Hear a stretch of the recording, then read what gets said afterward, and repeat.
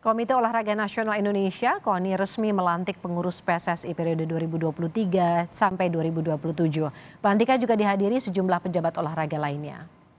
Pelantikan dipimpin langsung Ketua KONI, Marsiano Norman, di kawasan Senayan, Jakarta. Erick Thohir selaku Ketua Umum PSSI dan seluruh jajarannya secara langsung dilantik di depan sejumlah petinggi organisasi olahraga Indonesia, di antaranya Menpora Dito Aryo Tejo dan juga Ketua NOSI Raja Sabta Oktohari. Ketua KONI berharap PSSI di bawah Erick Thohir semakin maju. Alhamdulillah hari ini kita baru saja melantik Ketua Umum dan jajaran pengurus PSSI.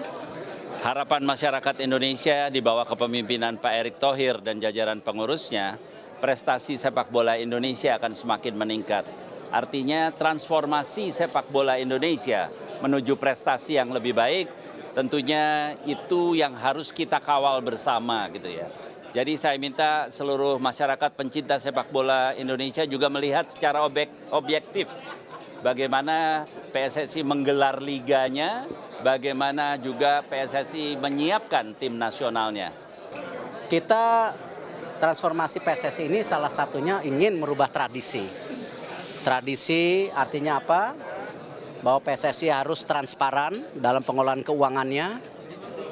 Tradisi juga menciptakan iklim pertandingan sepak bola yang bersih. Tradisi juga punya prestasi. Tradisi pembinaan yang menyeluruh dari bawah tentunya. Dan tradisi-tradisi lain yang memang itu bisa menjadi bagian daripada komitmen jangka panjang. Jadi bukan hanya karena euforia emas SEA Games.